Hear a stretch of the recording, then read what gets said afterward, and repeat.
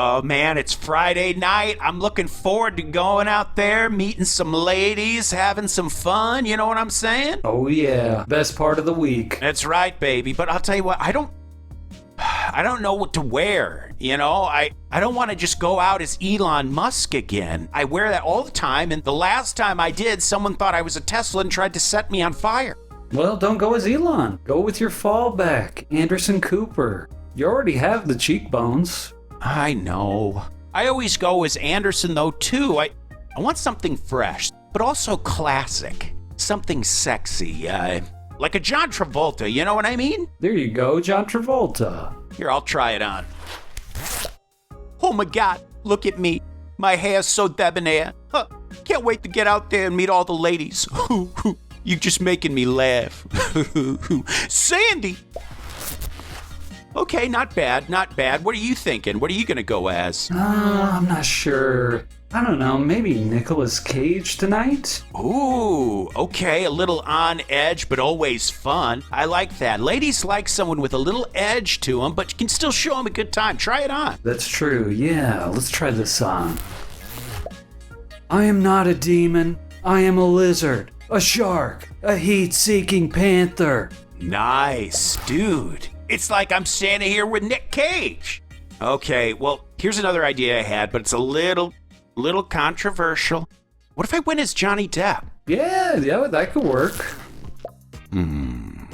Ladies, may I buy you a drink? I could show you a world of riches and fame. Maybe you can come watch me play with the Rolling Stones. What's that smell? Sauvage. I like it. Yeah, it could work, but if we're in the club and the music's really pumping, people are gonna have a hard time hearing me, you know what I mean? Yeah, that's true. He is kind of a low talker. Hey, you know what? Let's go as rock stars. Ladies love rock stars. Oh yeah, that's a great idea. I haven't broken out my Bob Dylan in a while. Let's see it. Lovely lady, queen of spades, tonight I'd really like to lay beside you. I want you so very bad. Very nice, very nice. I think I got something to go with that. Yeah, let's see it.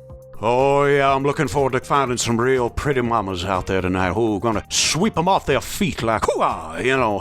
Hey, pretty mama, I see you across the room. Why don't you let Daddy buy you a drink? Oh, yeah. I like it. I think this'll work. Oh, hey, who's that? Oh, it's the Clintons. They're gonna meet us there. Oh, cool.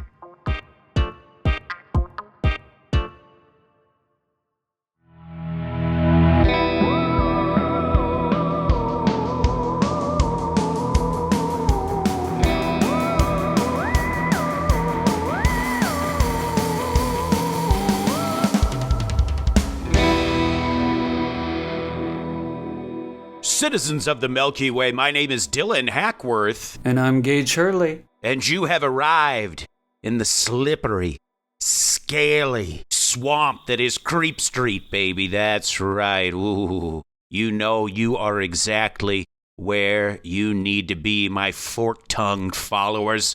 That's right. Whew. Folks, we are diving into... It's one of those episodes that really... It's prime B-movie vibes. Straight out of something you'd find on Mystery Science Theater. I mean, this is weird, it's wacky, and kind of frightening as well.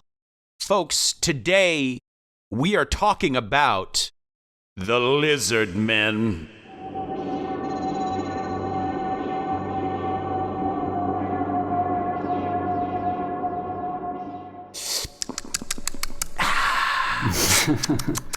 That's right. Let me scale you up with my sources. Folks, first, it's a book called Cryptid, Night Things and Other Bizarre Encounters by Will B. Daniels, and then Bizarre Encounters with Lizard Men by Brent Swancer at Mysterious Universe. Oh, that's right. Oh, smell that swamp water. Wow. Oh, look down at your feet. Oh, they're sinking into the wet soil, muck, and the grime. Hope you got your boots on, folks, because we are wading wading into the mosquito-infested waters of the swamps, looking for something that you gotta hope you find first before it finds you. We're talking about the lizard men, and oh man, this is one that's a long time coming, folks. When you dip your toe into the murky waters of cryptid lore, well, you're bound to encounter all manner of oddities. You got your hairy ape men, your lake monsters, and the occasional glowing-eyed hellhound. Various creatures of the night have you. But every now and then, something really crawls out of the woodwork. Something that makes you pause and say, now hang on a minute. What in the Lovecraftian hell is that? One such cryptid are the lizard folk. And these aren't your run-of-the-mill reptile sightings. No, baby, no. These reports fling us straight past the fringes of the possible and into that wonderful fog-drenched wasteland of what the hell is that? We're talking full-blown, bipedal lizard creatures standing upright like people, walking around with a strut. Kind of reminds me of the Fae folk a little bit, but it reminds me of Oblivion. Did you ever play that Elder Scrolls game? And I one was of the just going to races? say that. Yes. Yeah. What is the name of that race? I feel like it starts with an A, like the Achilleans or something like that. Yes, you're absolutely right. That was exactly the first thing that popped in my head when you said that. Imagine that. If you need a little help picturing what we're talking about here, go ahead and boot you up some old Elder Scrolls. And let's be real here, folks. There's just something deeply unsettling about a humanoid reptile. Don't get me wrong. I mean, Bigfoot, all these things, obviously, they're all unsettling, but there is something about reptiles, right? Much like when we covered mantis people, it hits a weird part of the brain. There's no folklore safety net here, no cozy origin tale handed down from grandma's front porch. These things are cold-blooded enigmas, creatures that feel more alien than animal. And when folks see these things out in the woods or on lonely back roads, it doesn't feel like spotting a rare species. It feels like catching a glimpse of something from behind the curtain into a world that's not supposed to be real. So whether it's genetic mutation or some kind of interdimensional spillover, one thing's for sure. These lizardmen tales go beyond bizarre and into the realm of hard to define. Now, folks, let me whip out my easel and acrylics and paint a little picture for you. It's the fall of 1987, and down in the muggy backwoods of South Carolina, the air hangs heavy over scape or swamp like a wet towel. That's when a young man by the name of George Holloman Jr., he decides to take a break from pedaling his bike to hop off near a stream and enjoy himself a little cigarette. He enjoys that quiet moment like we all do sometimes, whether you're a smoker or not. Just a little moment for yourself, a little moment to reflect, catch your breath. As George takes a drag and lets his eyes wander the area around him, he notices something a few yards off. What he assumes is a log, half submerged and sunbaked. But then, with that slow stomach-dropping realization we all dread, that log starts to move. And I don't mean the way like a crocodile can kind of look like a log in the water and then it starts floating. No. This thing rose out of the water. It stood up. And this isn't just old gator. Like I said, it's not some trick of the light. What George says he saw was a full-blown reptilian humanoid clocking in at a solid 7 to 8 feet tall, complete with glowing red eyes like burning coals pulled straight from the devil's fireplace. Now the two of them lock eyes, George and this thing that looks like it crawled out of some Lovecraftian gene pool. And there's a long, tense beat of stillness. Just that eerie silence of the swamp, no birds, no bugs. And then, thank the Lord above, a car comes down the road. And the creature, either afraid of being roadkill or simply being caught in the high beams, it slinks back into the shadows of the swamp, leaving George shaken and staring at the water like it might rise up again at any second. And that's how it all started, with a smoke break gone sideways. And let me tell you, once you hear about the lizard man of Skateboard Swamp, you don't look at still water the same ever again. That's right, almost what Jaws did to swimming. The Skateboard Swamp monster, not that many people just go hanging out in the swamps, but this will make you think twice before putting on your waders and wading into that swamp, folks. Because just when you thought it was safe to take a midnight drive through the backwoods of South Carolina, the swamp decides who it wants for its own company. It was just past 2 a.m. on the morning of June 29th, 1988, a unique hour for a 17-year-old lad to be out on a late-night drive. But this 17-year-old's name was Christopher Davis. He's behind the wheel, rolling down a pitch-black rural road that cuts through the thick, humid heart of Skateboard Swamp. It's all quiet except for the crunch of gravel and the occasional rustle in the trees. And then, bam! One of the tires blows out. Now, most folks, teenagers or otherwise, would have panicked, but not young Christopher. This dude hops out of the car, grabs the spare, and gets to work under the cloak of mossy oaks in the southern darkness like it's just another night.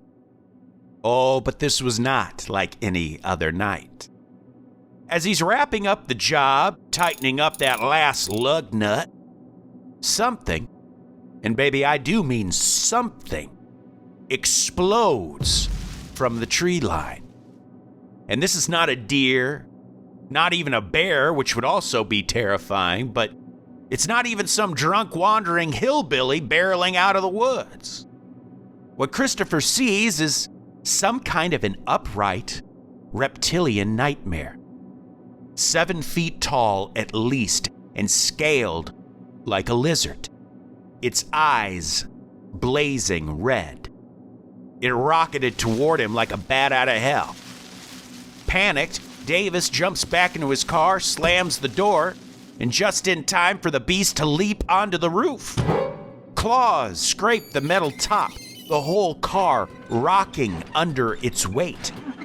Davis put the pedal to the metal and peels out, heart pounding, tires screeching, with that dang thing hanging on for its dear monstrous life. Eventually, though, the young Christopher's able to lose it, though not before it literally tears off a mirror and gouges deep scratches into the car. When he finally gets home, as you'd expect, Davis is a mess. And as for his car, well, it looked like it went toe-to-toe with a T-Rex. And that's the moment the lizard man of Skateboard Swamp really hatched into the legend as we know it now. Because from that day on, it wasn't just rumors in the dark swamps anymore. It was front page news, baby, and Bishopville would never be the same. Here's a quote from Davis saying exactly what happened. I looked back and I saw something running across the field towards me. It was about 25 yards away and I saw red glowing eyes. I ran into the car and locked it, and the thing grabbed the door handle. I could see him from the neck down. It had 3 big fingers, long black nails, and green rough skin. It was strong and angry. I looked in my mirror and saw a blur of green running, and I could see his toes. And then he jumps onto the roof of my car. I thought I heard a grunt. And then I could see his fingers through the front windshield, where they curled around on the roof. I sped up and swerved to shake the creature off. Now, Sheriff Liston Truesdale, he's an old-school lawman, the kind who probably didn't have a whole lot of time for chasing down monsters and flights of fancy. So when the young Christopher Davis came rushing to his daddy's house, pale as a ghost, telling him that a swamp-dwelling lizard Hulk just tried to tear his car apart, well, the sheriff didn't exactly jump into action. He figured it was probably some local yokel screwing around in a costume, trying to give the young kid a scare. But when he got a look at Davis's car, something didn't sit right. The roof had deep gouges. The chrome on the fender was torn clean off. And the rearview mirror looked like it had been punched by a heavyweight champ. Like Mike Tyson. Yeah, it was like Tyson climbed on top of that car and went to town. Not to mention it was clawed up like Edward Scissorhands. This was not your average high school prank. Still suspicious, Truesdale had Davis take a lie detector test, his own damn son, probably thinking the poor kid would crack under the scrutiny. But our boy Christopher, no, he passed with flying colors. That's when Bishopville started paying attention. Because even if you didn't believe in giant lizard men stalking the back roads in the dead of night, suddenly here was a 17-year-old kid with a mangled car and a clean lie detector test saying he looked the beast in its eye. This meant whether the boy actually saw a lizard monster or not, he did see something. And it was something with the power to destroy his car by hand. The lizard man of Skateboard Swamp had just stepped out of the swamp and into the headlines. And from that moment on, all bets were off. And how would he have done that to the truck? You're right. Like, if it was a person in a costume, you would think they would need some kind of tool, like a hatchet or... Yeah, even that. I wonder if it was like peeled outward rather than, smashed inward, like from an axe. It could be that the claws would do something more like that. Good point. And if you notice, in the boy's story, when he got into the car, the first thing it did was try to open his door with the handle. So it had some sort of knowledge on, you know what I mean? Yeah. I mean, maybe those lizard people, they have their own vehicles. Maybe. What would be a lizard person's favorite make? I know, right? Oh, man. Probably a Mazda Navajo, which I don't even think they make anymore. But hey, if the dinosaurs in Jurassic Park can figure out how to open a door, who's to say that a swamp creature can't? I mean, anything that's like a lizard but much bigger, especially, stands on two legs and stuff, that's gotta conjure that image of a dinosaur. And maybe that's a possible explanation. I mean, what if these are dinosaurs that didn't actually die off, or something kind of similar that we've just never encountered? They may be like the Fae folk, keep themselves hidden. Exactly. Maybe they evolved into being a bit smarter, being able to hide themselves. Absolutely, that's a great idea. Well, just a couple of weeks after young Christopher Davis had his terrifying brush with the Skateboard Swamp Beast, another pair of locals stepped into the ring. This time, an older couple by the names of Tom and Mary Wayne. On July 14th, 1988, they awoke to find their vehicle looking like it had been through a bonus round in Street Fighter II. We're talking dented doors, deep gouges sliced into the metal, wires ripped out like spaghetti strands, and the hood ornament twisted like it was made of taffy. But here's the part where it really gets your goose to bump. There were teeth marks. The car looked like it had been chewed on, gnawed, as if some massive pissed off beast had gotten hangry and decided to take a bite out of a Buick. Yeah, a Buick LaCrosse. That's the favorite of the lizard men.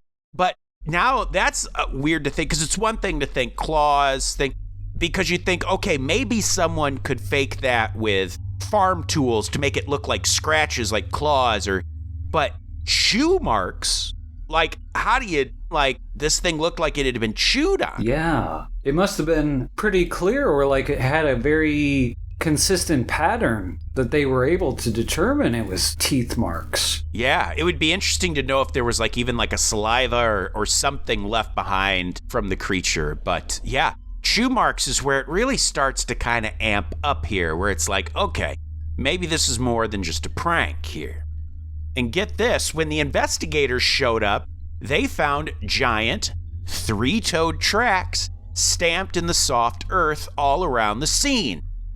Now, these weren't your average raccoon paw prints or some trick of the light. These were legitimately enormous. The authorities took plaster casts and flat out admitted, quote, "We've got no damn clue what made these." This was no mountain lion or bear, not even a dang hog. Whatever left these prints wasn't supposed to exist in South Carolina or anywhere else, for that matter. And that's when folks really started gossiping. Because now it wasn't just a kid with a wild story. It was a sweet middle-aged couple waking up to find that something had tried to dismantle their engine block with its teeth. Whatever it was real enough to leave marks, and big ones at that. Now, by the time summer of '88 rolled around, Bishopville, South Carolina was abuzz. Not with the fireflies or cicadas, but with lizard man fever. After Christopher Davis's nighttime close encounter and the Wayne family's car getting treated like a chew toy, reports of this swamp-stalking reptilian started pouring in faster than the swamp water itself. By the time the season faded, 12 separate sightings had been logged, each one stranger than the last. And we're not just talking quick glimpses. These were full-blown encounters backed by screams in the night and vehicles that looked like they'd been attacked by a junkyard demon. And it all centered around a 5-kilometer kill zone, smack in the heart of Scape Ore Swamp, where something seemed to be lurking just beyond the cattails and cypress trees. On one wild night, a pair of teens, Rodney Nulf and Shane Stokes, were out on a double date. You know, just a couple of honest young men with their ladies enjoying a teenage summer romance. Oh, but that's when suddenly the thing stepped into the road. It was the lizard man, 8 feet of nightmare lumbering across their path, its glowing eyes locked on them like they were next on the menu. Suffice to say, romance was dead for that evening. And then you've got George Holloman, a construction worker who just wanted to get a little water from a well, and instead the dang thing came at him. No warning, just reptilian rage. The details of this specific event are foggy, but George claimed that it straight up attacked him like it was defending territory. And if that wasn't enough to make you bolt your doors, authorities themselves got in on the action. A local deputy, a state trooper, sent out to investigate one of the disturbances allegedly stumbled upon a scene that looked like a dinosaur had thrown a temper tantrum. 40-gallon drums were smashed flat and tossed around like soda cans. Trees had been uprooted. Saplings snapped in half. And everywhere they looked, giant 3-toed tracks, 14 inches long, 7 inches wide, leading off into the muck. Whatever was hunting in that swamp wasn't shy anymore. It was leaving its calling card. So, I mean, the idea of like trees getting uprooted, I mean... That's pretty insane. Yeah, I mean, the amount of strength, I mean, that is quite... It makes me think of, I know that he's fictional, but the villain from Batman, Killer Croc, it's almost like that, like this immensely strong, huge, carnivorous creature gives me that sort of vibe. It's also interesting, they had 12 different sightings of this thing, and all within that same 5-kilometer area. Yeah. And even the one guy described it as possibly defending its territory. Yeah. That's probably what was going on, or that's in its hunting grounds, at the very least. Exactly. So now let's rewind to August 5th, 1988, when the legend took a sharp left turn into action movie territory. Kenneth Orr, an airman stationed at Shaw Air Force Base, came blazing onto the scene with a tale that sounded ripped straight from a pulp novel. He claimed that while cruising down Highway 15 just outside the swampland's eerie perimeter, he came face to face with the lizard man. And unlike the others who turned tail and ran, Orr pulled his sidearm and opened fire. According to him, he didn't just fire off warning shots, he hit the dang thing. And he had the supposed spoils to prove it. Blood and scales, allegedly scraped off the wounded swamp beast. But here's where things get murky. Authorities weren't exactly thrilled about Orr's vigilante cryptid control, and when they caught wind that he'd been carrying a firearm without a darn permit, mind you, they came a-knocking. Suddenly, Orr's story changed faster than a lizard shedding its skin. He recanted the whole thing, said he made it up. And just like that, the evidence, the blood and the scales, was never seen again. Poof.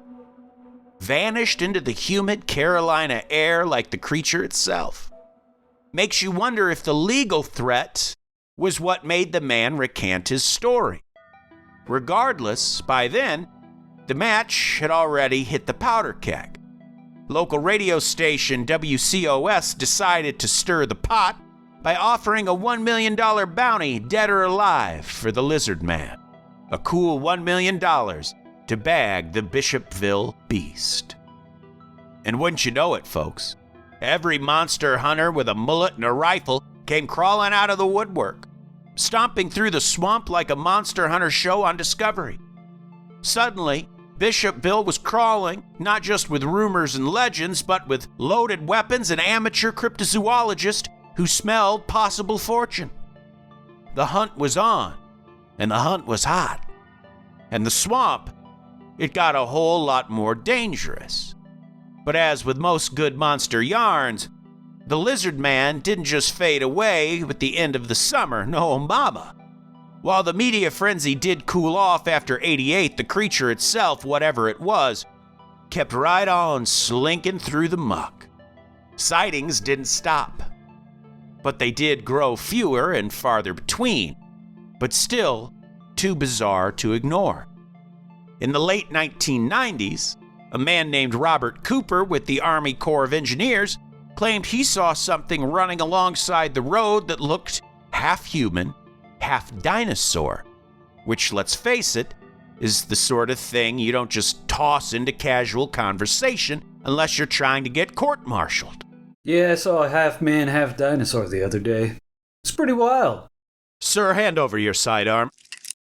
Then in 2004, a young girl said a massive lizard-like humanoid burst out of the river and lunged at her. And picture that. 1 minute you're splashing around willy-nilly in the shallows, and the next minute, the creature from the Black Lagoon gives you a jump scare you'll never forget. And it didn't stop there. In 2005, a woman living out in Newberry, South Carolina, reported seeing not one, but count 'em, two of the creatures. Their eyes glowing red, staring at her from the edge of her rural property like some kind of tag team from hell. Then in 2008, there was another case, one of the more disturbing ones to date. Bob and Dixie Rawson, longtime Bishopville residents, woke up to find their minivan mauled. Not scratched, but mauled. We're talking deep gashes down the sides, the grill torn to shreds like something with claws had taken it out for a joyride. And if this wasn't enough, in the field nearby were the bodies of a cow and a coyote. Both dead, but here's the thing, no obvious wounds, no clear explanation, just the lingering feeling that something had passed through in the night, and maybe it wasn't done yet. Now that's interesting to me. It's like, if you could rip up a car, how come there's no sign of harm on the dead animals? Right, you'd think they'd be clawed to shreds as well. Right, and so it makes you think then, let's say those are unrelated to what happened to the car. What are the odds that two weird things would be in that close of a vicinity? But there might be a reason why, and we'll get into that later on. What was the lizard man of Skateboard Swamp? And if it ever was real, is it still out there?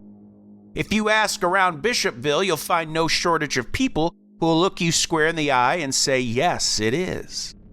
But here's where things take a left turn. Because while a foggy Carolina swamp seems like prime real estate for a scaly bog demon, it ain't the only place something like this has shown up. Let's skip states and climates entirely and head to a place that feels like the complete opposite of Skateboard Swamp. We're talking about the Sonoran Desert, a brutal, sun-scorched hellscape stretching across Arizona. Nothing but scorched rocks, spiny plants, and enough heat to cook you where you stand. February 2014, just outside Tucson, a trio of mountain bikers were blazing their way along the grueling Old Pueblo racecourse, a 17-mile loop through what amounts to a withered, dusty moonscape. These weren't amateurs either. They were geared up, packed with water, and ready to face the heat head-on. The sort of folks more worried about dehydration and rattlesnakes than paranormal happenings. But halfway through the course, bone-dry, sun-blasted, they saw something none of them were prepared for. Here is what one witness said. We had been riding for about, maybe 9 hours, taking breaks every now and then. Then Michael says he needs to stop for a minute. We were waiting for him to finish when all of a sudden we see this lone figure walking across the trail. He's maybe 6 foot tall and very, very skinny, and it had an awkward gait, almost like a monkey or a man with a disease, almost robotic. Then, all I remember about Michael is him saying, "What the hell is that?" or something like that. But he sounded far away. He probably used a different word instead of hell. Thing is, we had somehow walked a little towards the thing. Don't ask me why. Maybe to look at it better, not knowing what it was. And this creature stopped and made eye contact with me. And I could see him clearly. The eyes were kind of like a snake's, but black and with a yellow stripe in the middle of the eye. It had green and red scales on its face and head. The red color was kind of like the same as the desert sand there. And it looked like it had a sandy texture too. It didn't have a nose, only 2 holes on it. I couldn't see any ears or hair. A red mouth that looked like it had blood around it, but it didn't look like it was bleeding. It looked more like a pattern. It reminded me of a chameleon, but it looked like a person too. So you have a hint here that maybe, like chameleons or geckos, or how lizards can kind of change their color to blend in with the surrounding. That's kind of the vibe this thing is giving me here, is it looks like maybe its face was partially red, maybe because it was in the process of blending into the environment. Yeah, that would make sense. And it also would explain why people have kind of reported different features of its appearance and different colors. This guy's describing the eyes as black with yellow, whereas I think earlier they described it with red glowing eyes. Yeah, absolutely. And it makes you wonder, because a lot of those first encounters were at night. Maybe the red glow had to do with light, like, you know how the way like a light will make a dog's eyes or animal's eyes like reflect. Maybe it's something like that. I don't know. But what they saw crouched out there in the dry scrubland was something that made their blood go cold despite the desert heat. At first glance, they thought it might be a weirdly shaped boulder or maybe an animal baking in the sun, but then it moved. And then the dang thing stood up, not lumbering or slow, just smooth, quick and deliberate.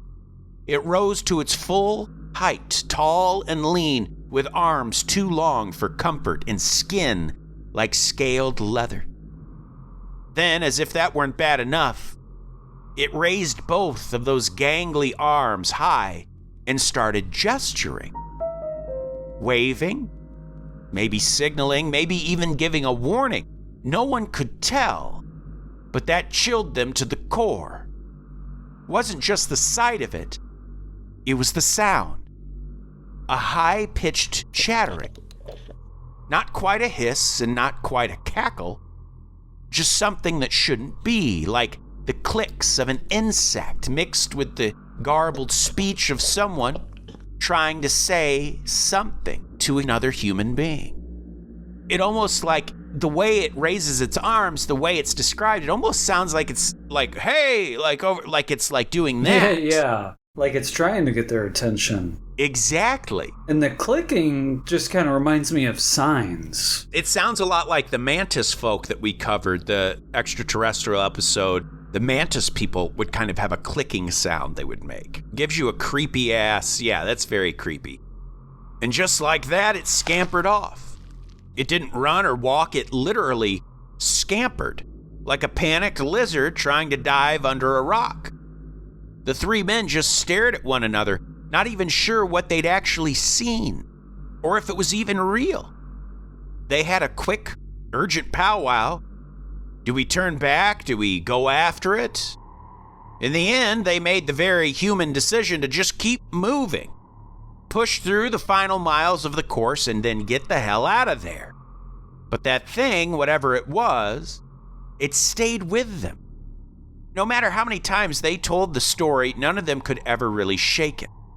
One of the witnesses would later say, when you read these stories online or watch them on TV, well, you think, man, these people are crazy, or on meds or something, or in need of attention, but this has made me a believer. There has to be more of them out there. If there's one, there's got to be two at least, right? I know most people won't believe a word I said. That's the way I used to be. I don't blame them at all. But they are out there. Now, I'm not saying this is an alien or a chupacabra or anything like that. All I'm saying is I have never seen anything like it in my life. But I'm no biologist, so what do I know?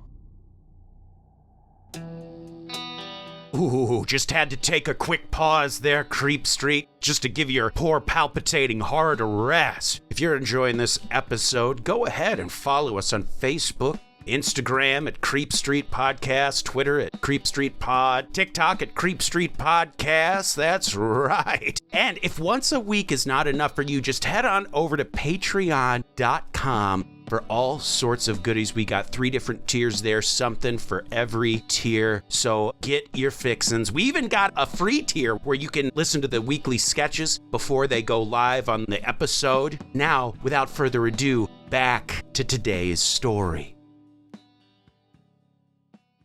Back in 1977, out near Henderson, Nevada, a suburb of Las Vegas, a woman named Cherry Hinkle claimed her 13-year-old son took a desert detour that nearly turned into a dang cautionary tale.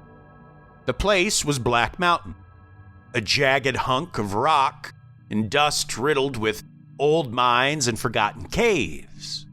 The kind of terrain that seems to hum with hidden secrets and bad ideas. Cherry's son and a buddy of his had gone off to explore, as kids do, thinking maybe they'd find some coal rocks or maybe even a rattlesnake if they were lucky. They made their way across the parched landscape, climbed the foothills, and found a narrow cave entrance so small that they had to crawl on their bellies to get inside. They squeezed through the dark throat of the cave, flashlights barely making a dent in the darkness.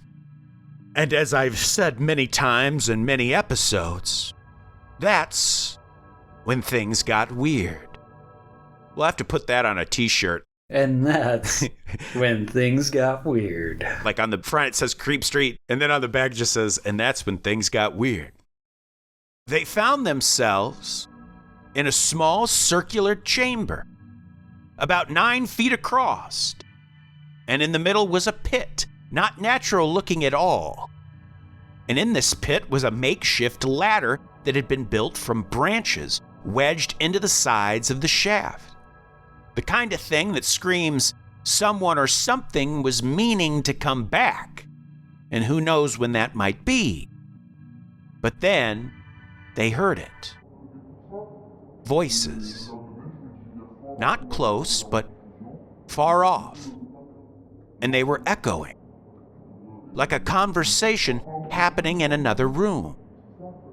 Then came the low hum, steady and mechanical. Was it machinery? In the middle of the godforsaken desert? Inside a dead mountain, no less? Suddenly, the cave didn't feel abandoned anymore. Curious, the boys pushed deeper into the cave. Should have been the cue to turn back there, but of course, they didn't. Curiosity is too fine a muse, baby. And what they found next was more than merely unsettling, like it had no business even being there. Down a side tunnel, carved out rough like someone had rushed it with ancient hands, they stumbled across something that didn't belong in the desert or even on this earth. A metal door. Rusty. Bolted. Not like anything you'd expect to find in an abandoned mine. And next to it, just laying on the ground like a calling card, was a weird rod. Like it was cast from aluminum or some silvery metal, but lighter in hand. And it had markings etched onto either side of it. Not in English, certainly, nor did it appear to be any sort of human language. They were examining it, still thinking this was the best adventure they'd ever had, when suddenly they heard it again. The voices. But these weren't just whispers or murmurs now. These were guttural, deep, even wet, somehow. And they were getting closer. That's when the boys did what anyone with half a survival instinct would do. They ran like hell. They raced back towards the entrance of the cave, hearts beating, pounding like war drums in their chest. But just as they neared the exit, they heard the metal door creak open behind them. And then, a growl. Low and predatory. The kind of sound that hits you in the bones before it even reaches your ears. One of the boys turned just long enough to see a figure stepping out of the darkness. A humanoid, but twisted in a very inhuman way. Its skin had a sickly green cast, and its eyes caught the flashlight beam with a flash of unnatural light. And that was enough. The boys tore out of that cave like hellhounds were on their heels, the mysterious rod still in hand. They didn't stop until they were back home, wild-eyed, gasping, and clutching this otherworldly souvenir. And Cherry, their mama, she saw the rod with her own eyes, said she'd never seen anything like it, and that her boy never went near Black Mountain again. Cherry would say this of the mysterious rod. I looked at the bizarre symbols engraved in a 3-inch section of the rod. It was just symbols from spirals and circles of different sizes and a few triangles, and a few unknown symbols. There were no levers or buttons, and the cap at the end didn't seem to move. The rod was professionally created with symbols and smooth to the touch. I knew it was not a toy, but it certainly was nothing I recognized. Well, whatever purpose this rod was meant to serve, the lizard men apparently wanted the dang thing back. Because that night, as the boys were asleep, some crazy shit went down. Cherry would describe the absurd events, saying thus. It must have been around 2 a.m. when Mark shook me, whispering harshly that someone was trying to get into his bedroom window. I hoped it was just a nightmare, or his nerves may be still on edge. Quietly, we slipped into his bedroom and listened to the sounds of scraping at the window edge. He was not mistaken. In the light of the moon, I could make out the silhouette, head, and shoulders of a man. I was alone with my 4 kids, no husband to protect us, so I grabbed my flashlight, suddenly tossed the curtains open to face the man. There was a glare from the flashlight on the window, but past that glare that I could clearly see a large head with ridges on the top, other ridges on the cheekbones, and the glow of golden eyes. Mark and I stood still, unmoving, both in fear and shock, keeping us frozen. The lizard man didn't move either, his hand still poised in his attempt to pry the window open. His hand was large, with webbed, rough, gnarly-looking fingers with powerful claws. After a couple of minutes, not seconds, but long agonized minutes, with our hearts pounding, I knew I had to do something. One hand still holding the flashlight beam on its face, and my eyes still locked into those golden eyes, I fumbled around in the dark with my other hand, hoping to find something to use as a weapon. He glanced at my hand, looked back into my eyes. He turned his head a little, as if he was asking a question. He slightly opened his lipless mouth, displaying 4 of his pointed teeth. And suddenly, he turned and ran off into the desert. Well, Cherry didn't waste much time connecting the dots. That thing, whatever it was, wanted its dang rod back. Maybe it was a tool or a weapon, or maybe something even stranger, but one thing was certain in Cherry's mind: they weren't meant to have it. And it certainly wasn't worth putting her family in danger, for sure. So she and her husband Mark did what any rational person would do when confronted with the possibility of a furious subterranean lizard man wanting its stuff back. Well, they gave that shit back. No ceremony or parting words. Just a long, tense hike back through the blistering desert sun, retracing the boys' path to that damn cave. The two of them stood at the mouth of the entrance, the shadows inside curling like black tongues. And they left the rod there at the threshold, like an offering or a peace treaty. Then they turned and walked away. And what happened next? Well, that's the thing. Nobody knows. No sightings, no missing persons, no midnight scratching at their windows. Maybe the creature took back what was his and slithered back into the desert, or maybe it was watching, maybe it still is. And let's ask ourselves, were these things more than just cryptids?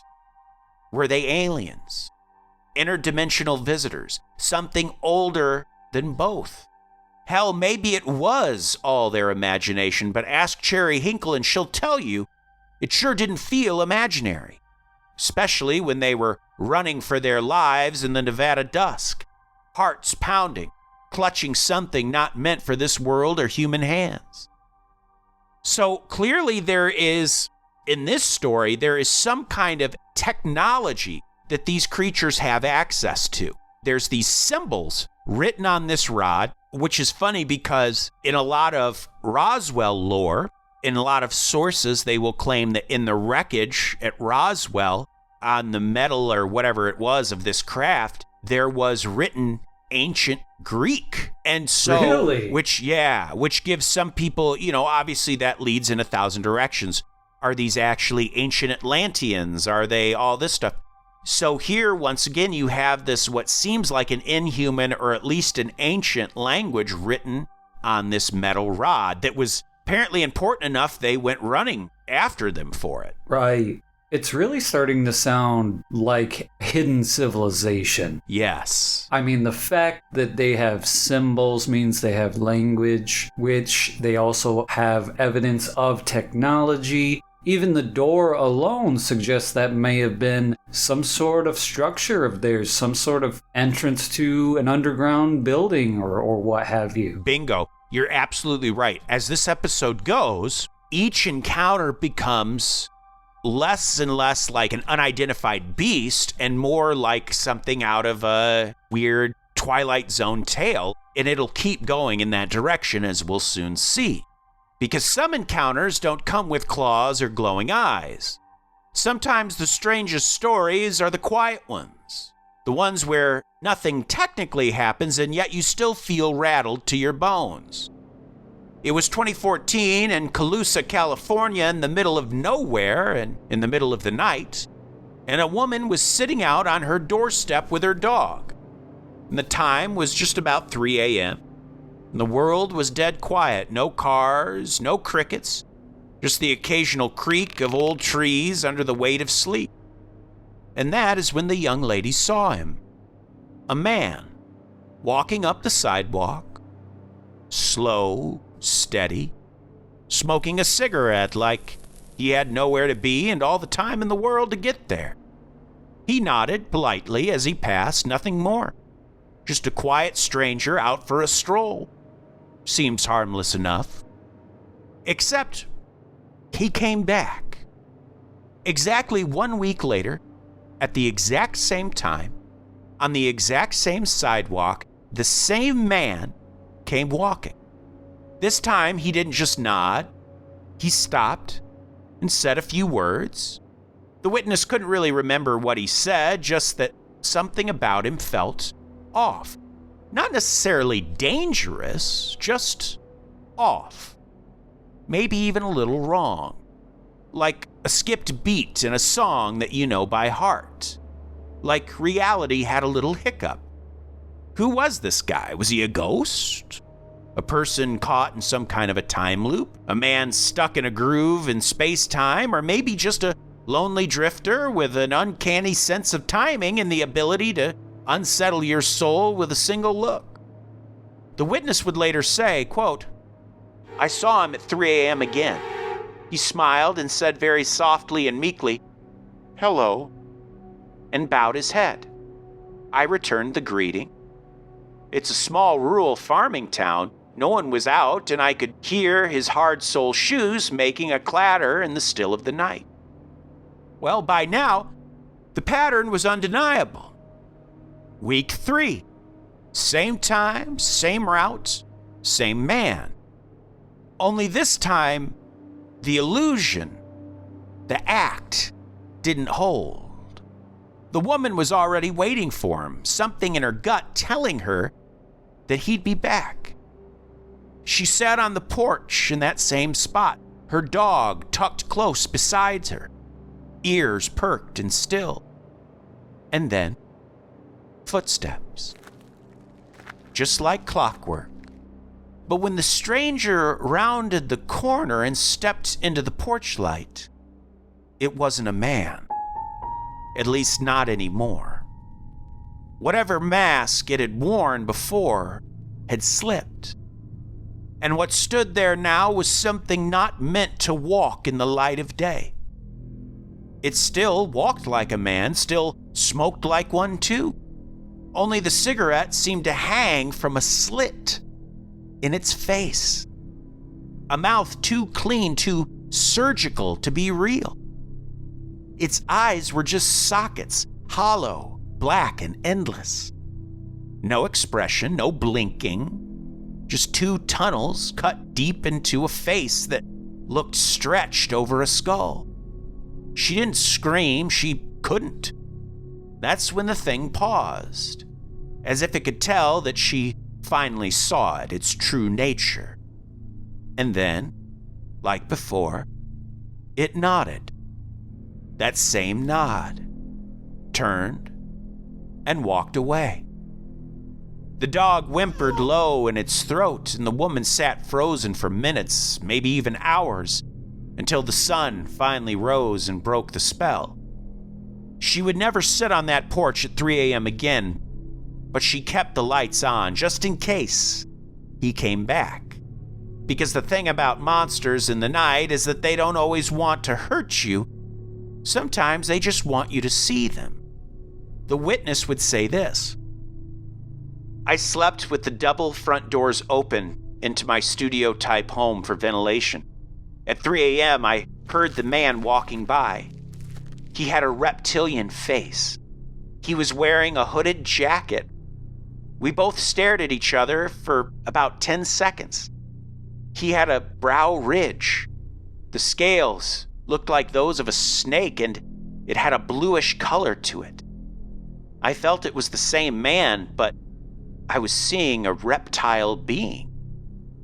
Well, the porch-lurking lizard man of Calusa was weird enough. But when something eerily similar pops up halfway across the world, in one of the most deep, dark, and damn near otherworldly cave systems on Earth, well, now we're playing with cosmic cards. It was 2015 when a photograph hit the web that was taken in Song Dung Cave in Vietnam. A place so massive it has its own weather system, complete with jungle growths and misty rivers, all sealed beneath the earth like some forgotten kingdom. If ever there was a place for a monster to hide, well, this was it. The image, grainy and unsettling, showed what the photographer described as a devil creature. And there it was, peeking from the shadows, vaguely human in form, but with skin that gleamed like wet stone, and features that didn't quite add up. The body itself too elongated, limbs too flexible, and a head that looked sculpted by some ancient thing with no regard for symmetry or soul. It was watching him, this tall, reptile-like creature. Now, some say it was a hoax, a tourist with Photoshop and a thirst for attention. Others say it was real, and worse, not the first time one of these things were encountered. Because Sundong, like Skateboard Swamp and the Black Mountain, and all other forgotten corners of the earth, have been dealing with strange inhabitants for decades. And if you believe even half of the reports, then maybe that Calusa creature wasn't just some isolated encounter. Maybe it wasn't the only one that learned to pass as human for a little while. Maybe the world's just bigger, darker, and a hell of a lot more scaly than we had ever dared to guess. So far, that tale of the woman on the porch gets me the most. Yeah. More than anything about cars being destroyed, as scary as that is, there's something about that one that was trying to appear human. This comes to an important part of the episode. It's now that I want to draw a bit of a line in the sand and put up what I feel are two separate forms of entities. Lizard folk, like the one at Skateboard Swamp, and that of the even more terrifying reptilian. And on the surface, sure, they're cold-blooded creatures that haunt our imaginations. Few stir the pot quite like lizard-like humanoids. But not all reptilian monsters are the same. On one side, we've got the type like the lizard man of Skateboard Swamp, hulking, red-eyed beasts that are said to stalk the back roads and bogs of South Carolina.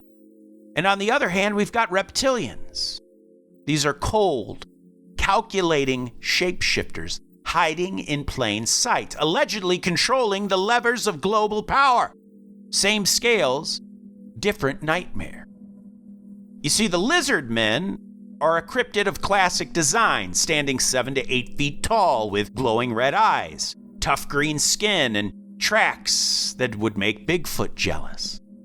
The creature at Skateboard Swamp, which was covered in this episode, was what put lizard men on the map. It wasn't just spooky campfire fodder. This monster came out swinging. As we know, terrified townsfolk and their vehicles were being shredded like tinfoil. Blood-curdling howls in the night and three-toed tracks that led straight into the dark heart of Skateboard Swamp. The lizard man remains what he's always been, a regional mystery that walks that beautiful line between terror and tall tale. But now let's shift gears, because reptilians, oh mama, they're a whole other beast. This isn't some swamp monster sniffing around your pickup truck. This is a global conspiracy that you've actually likely heard of. These entities were popularized by French author David Icke in the 1990s, though their legend existed long before. And just a public service announcement, David Icke he's an anti-Semite, just so we know, but he's made a big name for himself talking about global corruption and all this stuff, but he's also happens to have awful views as well on top of that. But anyway, reptilians are said to be hyper-intelligent, shape-shifting aliens from the Draco constellation, serpentine overlords that have slithered their way into the upper echelons of human society. They wear skin and other human trappings like a Halloween costume and masquerade as world leaders, CEOs, artists, and musicians.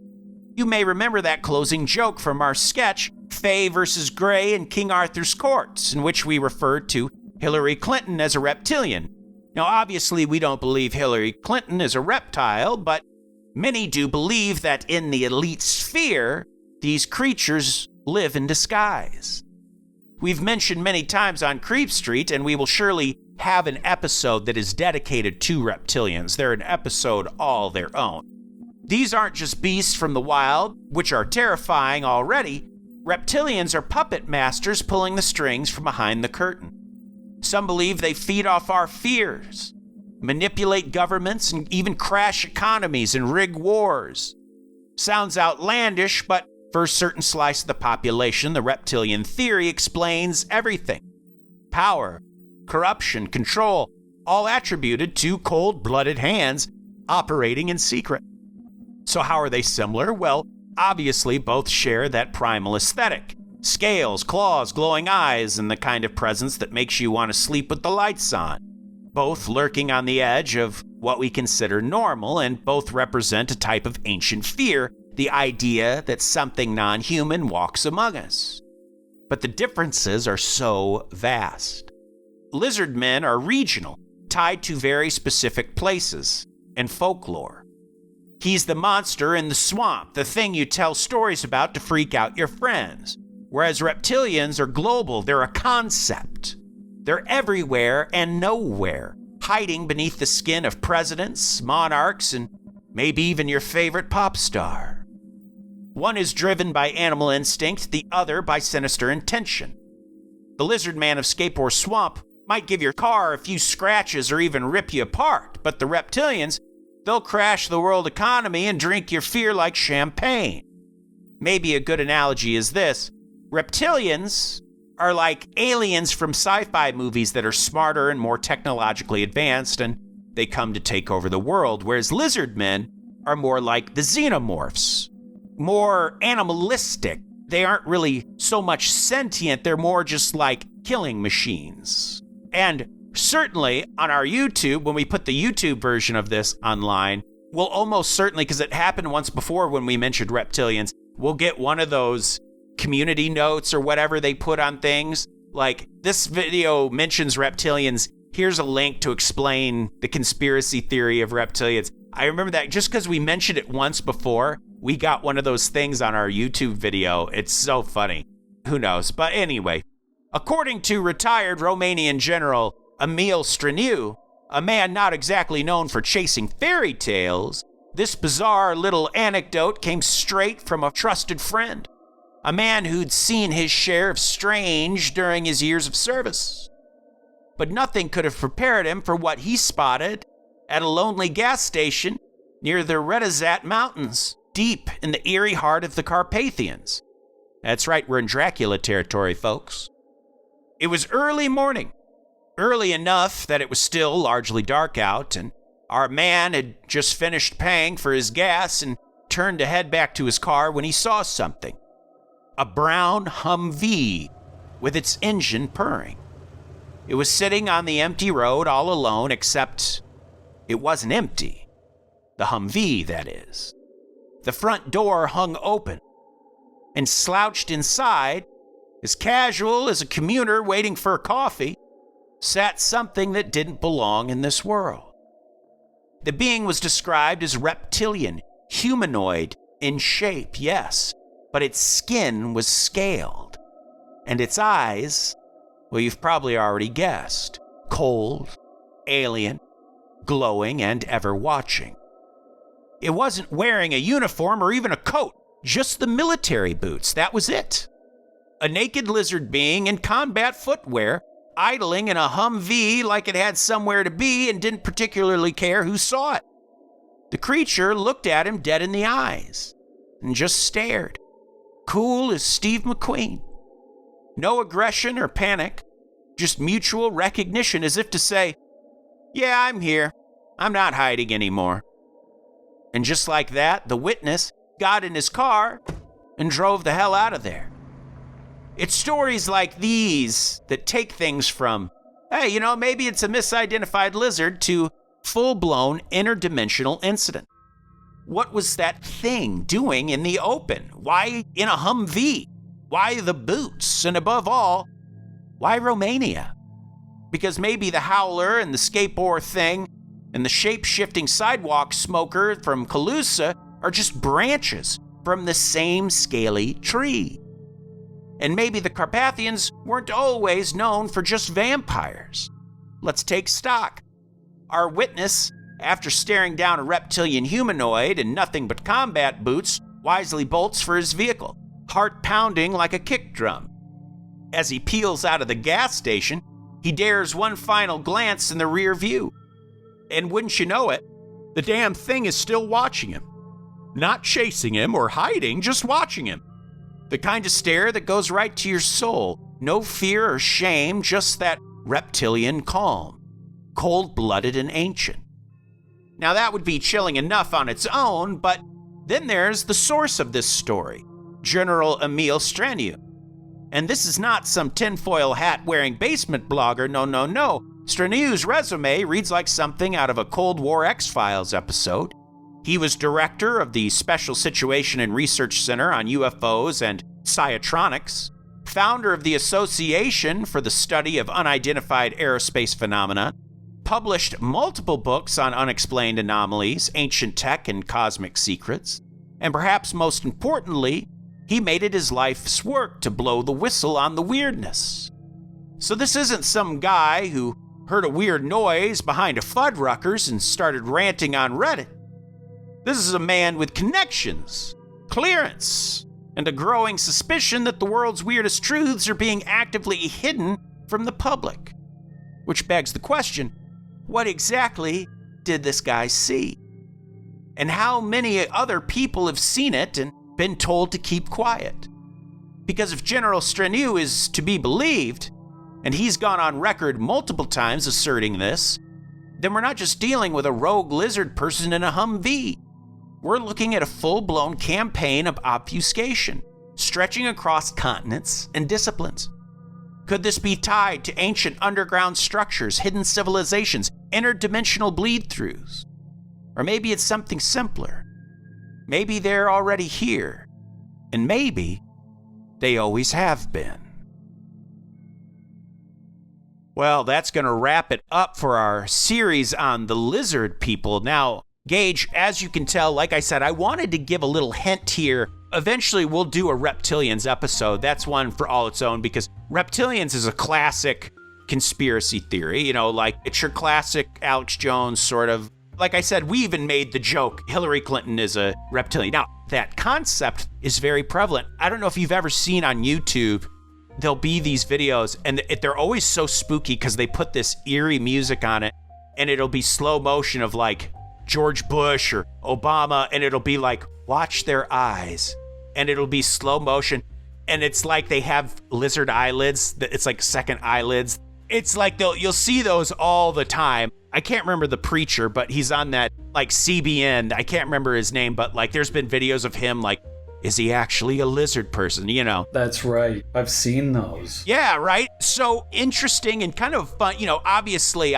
while I believe there are many conspiracies that are real of information being hidden from us for certain. That one's out there. Yeah, that one's out there. I mean, it's not impossible, but it definitely is out there. And I think probably a lot of those videos, I mean, obviously, most of those are probably fake. Still a really interesting idea for sure. Right. And as I said, you know, this is an idea that's been around forever. David Icke is the one who kind of popularized it. And it's kind of a bummer because, you know, like I said, he's also said things that are very anti-Semitic. And, you know, a lot of his conspiracies have to do with that and stuff. So it's like shitty because it's like, if he were just kind of a little on like a nutty guy and just thought that reptilians, then it'd be like, oh, that's kind of, you know, fun. It's fun to like listen to. But when he starts weaving into anti-Semitic territory, then it's like, oh, okay. Right. And that's the thing is it's like, well, just because somebody's wrong about some things, maybe even a bunch of things, maybe really wrong on a bunch of things, doesn't mean they're wrong about everything. Exactly. Right. You got to take each claim on its own, so. Exactly. And, you know, like, look at it this way. Say you're a Bigfoot enthusiast. You've dedicated your life to hunting Bigfoot. Well, let's say one night a lizard person comes and destroys your car. Well, you might come out, find the car the next morning and think that's Bigfoot because Bigfoot is your thing. So it might be something unrelated that's still weird, still paranormal, still unexplainable, but is something else. we shared that story. Now, even though it's very vague, you'll remember in our Rock and Roll in the Occult episode, we shared that clip of Billy Corgan on Howard Stern talking about, he didn't get into specifics, but he saw someone, apparently he had just gotten out of bed with this person and they were talking, and he turned around and he saw this person change and they acknowledged it. He didn't say what they turned into, and the way he describes it is very sober-like. It's very, he said he wasn't on drugs, anything like that. Now, he didn't specify what it was or whatnot, but things like that. Yeah, the reptilians are kind of their own thing that will take probably multiple episodes, but wanted to give a shout out to the lizard man of Skateboard Swamp and the tried and true flesh and blood reptilians, the ones not taking over the world, the ones that are just chewing on your car, you know? Yeah, it sounds too like the commonality here is that they can alter their appearance. Yes. Whether it just be their color, or it seems like they can alter their appearance in a lot of ways, in pretty drastic ways, especially when you think about the story of if that man who kept showing up at 3 a.m. was the same indeed, which it sounds like he probably was. Right. I mean, he went from man to lizard man. Right. And think about this. As we said earlier, lizards, certain ones, can change color with their background. In a way, it's kind of like that. They're also camouflaging. But another thing that I think is so interesting is that between the man walking on the sidewalk and then the lizard guy in that Humvee, neither one seemed that concerned that they were spotted in their real form. I don't know if maybe they thought, kind of like you have something in your teeth and you don't know it, so you're smiling and stuff. Maybe they don't realize, oh, my costume isn't fully whatever on you. Because, like, the guy on the sidewalk still nodded, gave a wave, still smoking a cigarette.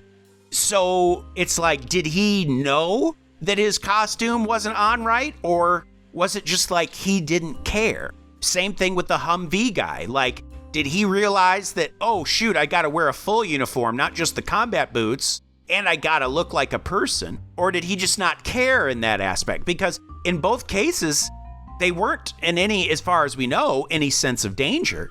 Unlike the lizard man who, actually attacked things, these guys seem more like they didn't realize their costume had fallen down, so they were just going about their day just like, howdy, neighbor, and... Right. Or maybe they were outcasts and rebels in their society, and they decided, you know what, I'm sick of this keeping ourselves hidden stuff. I'm going to go out there and see if I can make a friend. That's right.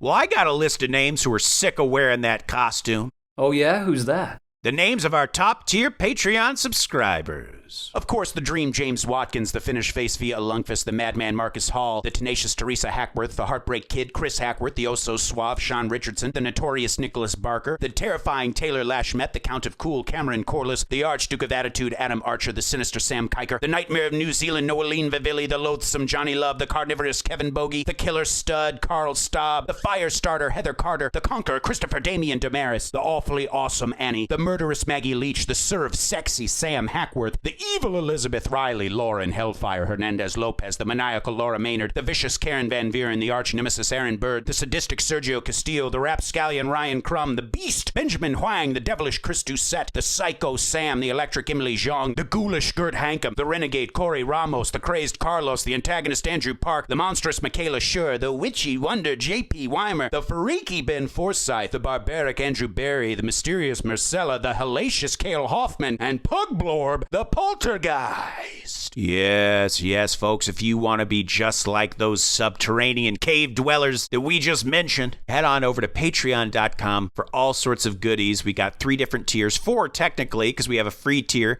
On the free tier, you can get our sketches early each week. Just lots of goodies and whatnot, so please check that out. Well, folks, we thank you all, and we love you. We've got a fun one. This is episode 249. We got a fun episode 250 coming at you that I've cooked up. It's going to focus on our boy George Washington and a lot of weird stuff that circled him, as well as the haunting of his home, Mount Vernon. Very excited to share that.